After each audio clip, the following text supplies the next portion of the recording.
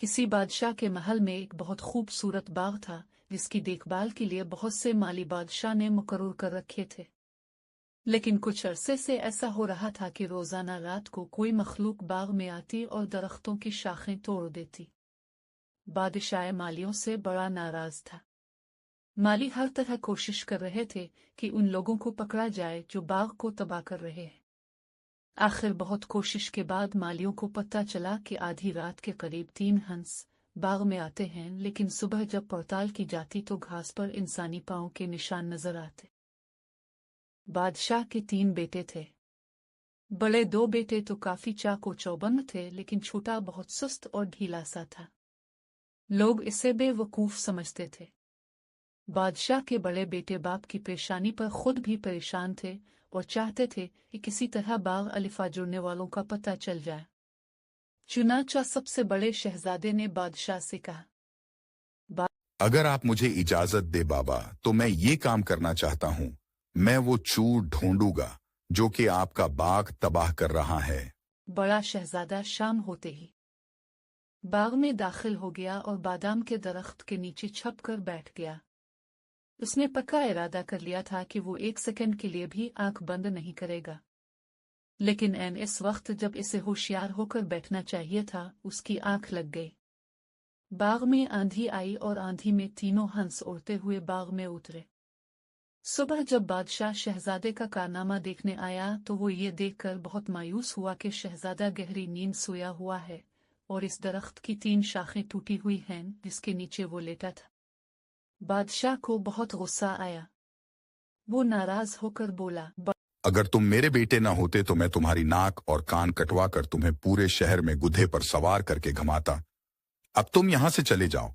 अगले दिन दूसरे शहजादे ने चोरों को पकड़ने का इरादा किया, लेकिन इसके साथ भी वही कुछ हुआ जो पिछली रात बड़े शहजादे के साथ हुआ था।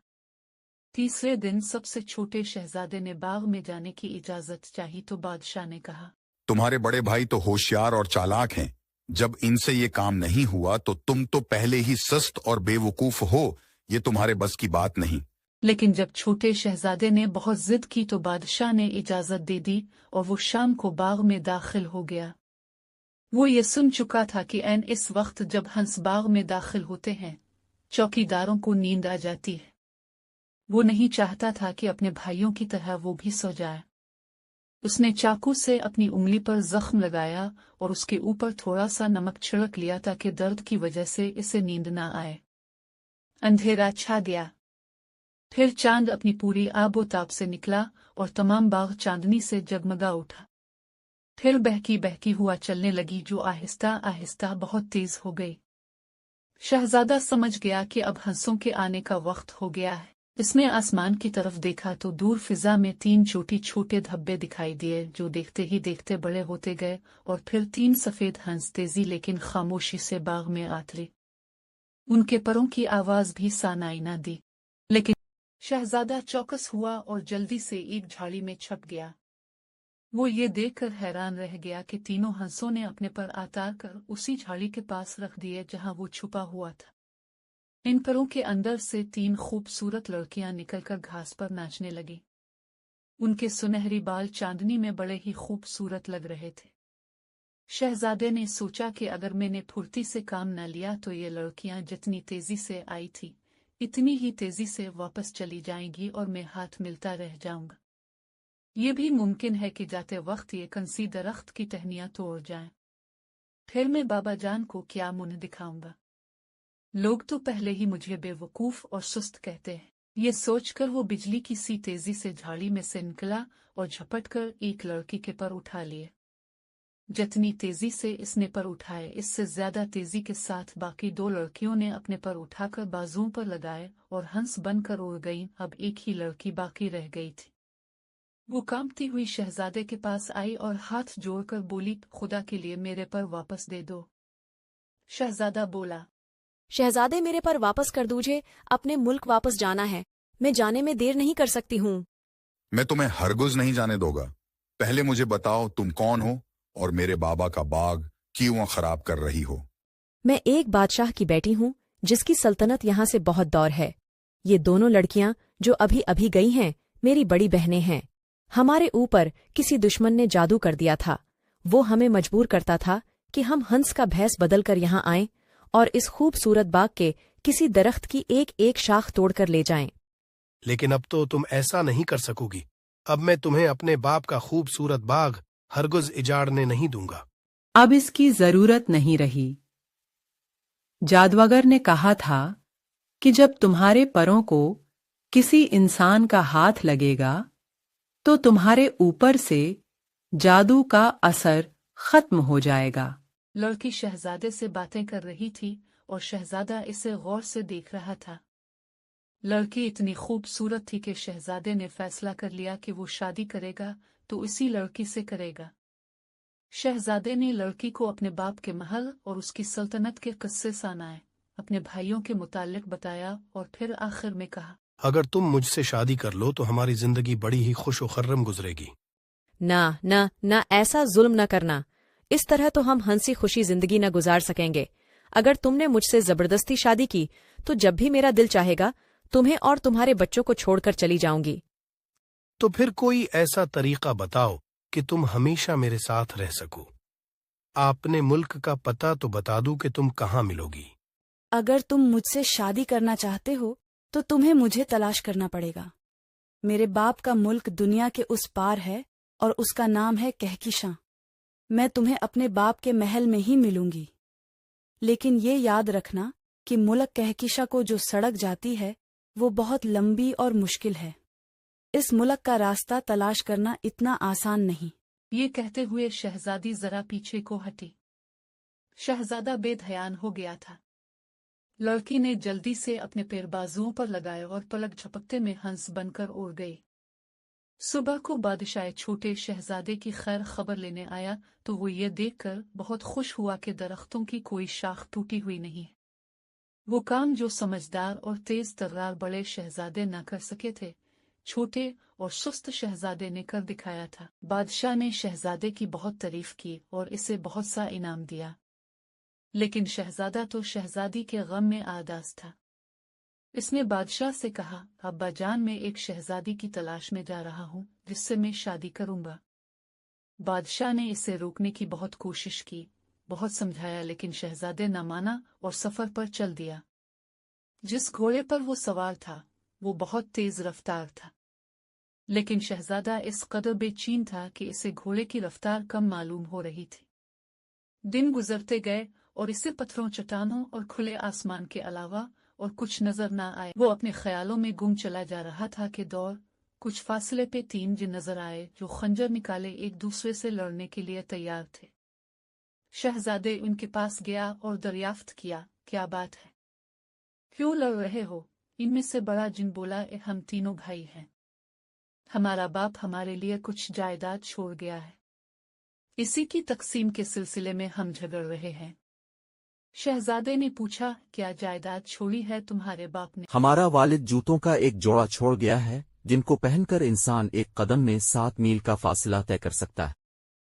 ایک چادر ہے جسے اوڑھنے والا دوسروں کی نظروں سے اوجھل ہو جاتا ہے. ایک ٹوپی ہے جس کے پیچھے ایک پر لگا ہے. اگر ٹوپی کے پر والا رخ بدل کر آگے کر دیا جائے تو اتنی زور کی آواز پیدا ہوتی ہے جیسے 7 توپیں ایک دم داغ دی گئی. ان چیزوں کو تقسیم نہ کرو، بلکہ تم میں سے جو سب سے زیادہ ان کا حقدار ہو وہ تینوں چیزیں لے لے. لاؤ، یہ مجھے دے دو، اور جب میں 1 2 3 کہوں تو تینوں بھاگو. وہ جو سامنے پہاڑ نظر آ رہا ہے، اس کی چوٹی کا پتھر جو سب سے پہلے اکھاڑ کر لائے گا وہی خوش قسمت تینوں چیزیں لے گا. جنہوں نے اس کی یہ تجویز مان لی اور جب اس نے 1 2 3 کہا تو تینوں دوڑ پڑے. جو ہی انہوں نے دوڑنا شروع کیا، شہزادے نے فوراً جوتے پہنے، چادر اوڑھی اور ٹوپی سر پر رکھ کر غائب ہو گیا. اب اس کا کام آسان ہو گیا تھا. اسے اب گھوڑے کی ضرورت نہ رہی تھی. اس کا ایک قدم 7 میل کا تھا. وہ چلتا گیا، عجیب عجیب علاقے آتے گئے. شام تک وہ ایک دلدلی علاقے میں پہنچ گیا. اندھیرے کی وجہ سے اب آگے جانا ممکن نہ تھا. وہ رات کاٹنے کے لیے وہیں رک گیا. سونے سے پہلے اس نے ارد گرد نظر دوڑائی تو داور جنگل میں روشنی سی نظر آئی. وہ اسی طرف چل دیا. ये रोशनी एक झोंपड़ी में से आ रही थी। शहजादे उसी झोंपड़ी में दाखिल हो गया। अंदर एक बुढ़िया बैठी थी। शहजादे ने इससे झोंपड़ी में ठहरने की इजाजत मांगी तो वो बोले, मैं चांद की माँ हूँ। आज वो आसमान का सफर जल्दी खत्म करके वापस आ जाएगा। अगर उसकी रोशनी तुम पर पड़ गई तो अच्छी बात ना होगी। लेकिन शहजादे ने इतनी जिद की कि बुढ़िया ने मजबूर होकर इजाजत दे दी। शहजादे की अभी आंख भी ना लगी थी कि चांद वापस घर आ गया और आते ही पूछने लगा, कौन हो तुम? मैं मुल्क कहकशां जाना चाहता हूँ। तुम सारी दुनिया पर अपनी रोशनी की किरणें बिखेरते हो। मुझे कहकशां का रास्ता बता दो। चांद बोला, कहकशां को जाने वाला रास्ता यहाँ से बहुत दूर है। तुम्हें अभी एक दिन और एक रात और चलना होगा। फिर किसी जगह कोई मिले तो इससे पूछना। शहजादे चलता गया। शाम के करीब वो फिर एक जंगल में पहुंचा। यहाँ भी इसे एक झोंपड़ी नजर आई। वो झोंपड़ी में दाखिल हुआ। झोंपड़ी में एक बुढ़िया बैठी थी। इसने बुढ़िया से रात गुजारने की इजाजत चाही तो वो बोले, मैं सूरज की माँ हूँ। मेरा बेटा अब वापस घर आने वाला है। अगर उसने तुम्हें देख लिया तो अच्छा ना होगा। लेकिन शहजादे ने जिद की तो इस बुढ़िया ने भी इसे रात बिसर करने की इजाजत दे दी। थोड़ी देर बाद वहां सूरज आ गया और बोला, तुम कौन हो नौजवान और यहाँ कैसे आ गए? बताओ, मैं तुम्हारी क्या मदद करूं? मैं मुल्क कहकशां जाना चाहता हूँ। तुम सारी दुनिया पर अपनी रोशनी की किरणें बिखेरते हो। मुझे कहकशां का रास्ता बता दो। मैंने ये मुल्क कभी नहीं देखा। ये इतनी दूर है कि चांद और सूरज की रोशनी वहां नहीं पहुंचती। तुम अभी और आगे जाओ, फिर किसी से रास्ता पूछना। शहजादा बेहद आदास हो गया। वो बहुत थक चुका था, लेकिन शहजादी की याद इसके दिल से न जाती थी। वो फिर आगे चल दिया। अब आगे शहजादा हुआ कि 7 बहनों से मिला। उसने उन्हें पूछा, क्या तुम में से किसी को कहकशां का पता मालूम है? हवाओ, तुम सारी दुनिया में घूमती फुरती हो। मुझे कहकशां नामी मुल्क का पता तो बताओ। लेकिन इनमें से कोई भी शहजादे की मदद न कर सकी। अब तो शहजादे का दिल टूट गया और वो रोने लगा। आखिर उनमें से 7वीं बहन बोली, मैं वहीं से आ रही हूँ, मगर तुम क्यों जाना चाहते हो? शहजादे ने अपनी सारी कहानी हुआ को सुना दी। हुआ ने कहा, इस शहजादी की तो कल शादी है। शहजादा फौरन हुआ के साथ चल पड़ा और शहजादी के महल पहुंच गया। शहजादी बहुत उदास थी। शहजादा गायब है कर शहजादी के पास आया। शहजादी ने शहजादे की आवाज से इसको पहचान लिया। वो भी इसके इंतजार में थी। शहजादा नजर नहीं आ रहा था, इसलिए वहां मौजूद सब लोग इससे डर गए। शहजादे ने कहा, मैं शहजादी से शादी करना चाहता हूँ। बादशाह को लगा जो नजर नहीं आ रहा वो जिन्नों का शहजादा है। इसने डर कर फौरन शहजादे की शादी शहजादी से कर दी। शहजादा शहजादी को लेकर अपने महल में आ गया और शहजादे की मोहब्बत ने आखिरकार उसके हर परेशानी हल कर दी। फिर शहजादा हमेशा अपनी शहजादी के साथ खुश रहा।